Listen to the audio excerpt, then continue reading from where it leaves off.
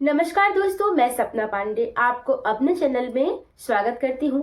आज की वीडियो में हम जानेंगे एकादशी व्रत से जुड़ी सभी महत्वपूर्ण बातों को। तो वीडियो को बिना स्किप किए पूरा देखिएगा। अगर आप लोग एकादशी का व्रत करते हैं तो ये वीडियो आपके लिए बहुत ही महत्वपूर्ण है। वीडियो को एंड तक देखिएगा, समाप्ति तक देखिएगा, ठीक है। देखिए दोस्तों, एकादशी का व्रत रखने से सभी पाप जो हमारे हैं वह नष्ट हो जाते हैं। एकादशी का व्रत रखना बहुत ही उत्तम होता है। एकादशी व्रत रखने से हमारे जीवन में सभी प्रकार की परेशानियां, कष्ट जो है वह दूर हो जाती है। एकादशी व्रत के रखने से हमें मोक्ष की प्राप्ति होती है। व्रतों में उत्तम एकादशी का व्रत होता है। एकादशी व्रत रख लेने से अगर आप कोई भी व्रत नहीं कर रहे हैं तो भी आप बस एकादशी का व्रत रखिए, तो इससे हमें वह सभी व्रतों के बराबर पुण्य मिलता है। एकादशी व्रत रखने से सभी पुण्य की प्राप्ति हो जाती है। एकादशी तिथि की शुरुआत हो रही है 26 नवंबर दोपहर 1:01 से और समाप्ति होगी इसकी 27 नवंबर दोपहर 3:47 पर। तो ऐसे में आपको पूजा के लिए जो तिथि प्राप्त हो रही है वह आपका 26 नवंबर को है। उदया तिथि के अनुसार हमें 26 नवंबर को ही एकादशी व्रत रखना उत्तम होगा, ठीक है। और देखिए, पारण के लिए जो आपका मुहूर्त है वह रहेगा 27 नवंबर को। आप 27 नवंबर को पारण कर सकते हैं। 27 नवंबर को आप 1:12 से लेकर 3:18 तक पारण कर सकते हैं। इसी समय में पारण करना आपके लिए सही होगा। दोस्तों, एकादशी व्रत जो करते हैं उनके लिए मैं बता दूं कि 10वीं के दिन से ही आपको सभी नियम का पालन करना होता है, क्योंकि 10वीं के दिन से ही आपको सात्विक शुद्ध भोजन करना है। कुछ लोग तो सिंधा नमक का उपयोग करते हैं, कुछ लोग साधारण नमक भी खा लेते हैं। तो जैसा आप करते आ रहे हैं, आपका जिस प्रकार से आपके घर में नियम है तो आप उसी नियम को करिए, ये आपकी मर्जी। लेकिन आपको शुद्ध सात्विक भोजन ही करना है, बिना लहसुन प्याज का करना है। और इस दिन कोशिश कीजिएगा कि आपके परिवार वाले भी कोई भी मांस मछली का सेवन ना करें, लहसुन प्याज का उन्हें भी त्याग करने के लिए कहिएगा। अपना जो भी व्रती हैं जो व्रत करेंगे तो अपना बेड बिस्तर का साफ सुथरा कर लीजिएगा। 10वीं के दिन से ही स्नान कर लीजिएगा, बाल धो लीजिएगा। उसी दिन आपका जो भी है साफ सुथरा सफाई कर लीजिएगा। और पूजा घर की भी सफाई आप उसी दिन स्नान करने के बाद कर लीजिएगा, ठीक है।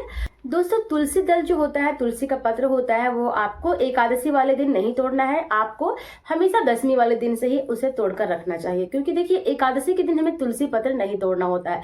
ये तो था 10वीं का नियम।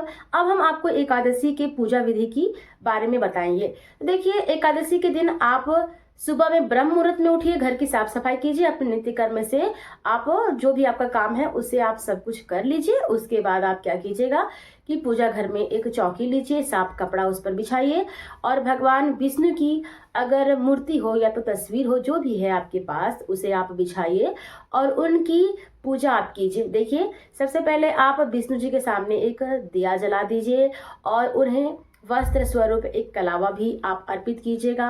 अपने हाथों में अक्षत, फूल, बेलपत्र जो भी है आप उसे लेकर उनकी आराधना कीजिए और उन्हें अपनी पूजा में शामिल होने के लिए कहिए। और एकादशी माता से आप विनती कीजिए कि आपकी जितनी भी दुख तकलीफ है, जो भी परेशानियां हैं, वह सभी हर लें और आपको सभी प्रकार से परेशानियों से मुक्त रखें। दोस्तों, आप अपनी पूजा में उन्हें बुलाइए और जो भी आपके पास फल वगैरह, जो भी मिठाइयाँ आपने रखी हैं, वह आप सभी विष्णु जी को अर्पित कर दीजिए। पूजा करने के बाद आपको क्या करना है कि लास्ट में एक दीपक, घी का जो आपका जल रहा है तो वो जलते रहे, ऐसा आप घी डालिए उसमें कि आपका दीपक जलते रहे। और इसके बाद आप विष्णु सहस्त्र नाम का पाठ जरूर कीजिएगा। फिर लास्ट में आप भगवान विष्णु की, माता एकादशी की आप आरती कीजिए। ध्यान रहे कि एकादशी वाले दिन आपको एकादशी कथा का भी पाठ करना चाहिए। एकादशी के दिन आप कथा का भी पाठ कर लीजिएगा, तभी आपका व्रत जो है वह सफल होगा, ठीक है। आपका व्रत पूर्ण हो गया, उसके बाद आप पानी वगैरह पी सकते हैं। जो भी फलाहारी कर रहे हैं वो फल खा सकते हैं, जल पी सकते हैं। और इसके साथ ही फिर आपको चाय वगैरह अगर आप पीते हैं तो आप पी सकते हैं, ठीक है। अगले दिन आपको पारण कर लेना है। तो एकादशी के पारण वाले दिन क्या करना है कि आप सुबह सवेरे स्नान ध्यान कर लीजिए और उसके बाद घर में जो जिस प्रकार से आप पूजा करते हैं उस प्रकार से पूजा पाठ करने के बाद आप जो भी आपने पूजा किया, जहाँ पे चौकी लगाया, उसे हटा लीजिए और फिर दान वगैरह के लिए जो भी कुछ पैसे और कुछ अन्य जो भी है आप दान करते हैं तो आप दान वगैरह के लिए कुछ निकाल लीजिए, और निकालने के बाद ही आप उसे एक साइड में रखिए, छुछा करके आप रख दीजिए, और उसके बाद आप चाय पानी वगैरह पी लीजिएगा और शुभ मुहूर्त में ही पारण कीजिएगा। उसके बाद पारण कर सकते हैं आप। तो शुभ मुहूर्त आपका हो रहा है 1:12 से लेकर 3:18 तक। 27 नवंबर को आपको ये मुहूर्त प्राप्त हो रहा है पारण के लिए, तो इसी समय में आपको पारण करना है। देखिए दोस्तों, एकादशी का व्रत करने से हमें सभी प्रकार के कष्ट जो जीवन में चलते हैं उनसे मुक्ति मिलती है, और किसी तरह से दुख है, तकलीफ है, वह भी दूर होता है। दोस्तों, इस एकादशी से जुड़ी एक कथा मैं आपको संक्षेप में सुनाती हूँ। जब भगवान विष्णु योग निद्रा में थे तो उन पर आक्रमण करने के लिए मूर नामक राक्षस आया था। तो उसी समय एकादशी माता ने उस राक्षस का वध कर दिया था, और वह एकादशी माता विष्णु भगवान के शरीर से ही प्रकट हुई थी, उनकी शक्तियों से ही प्रकट हुई थी।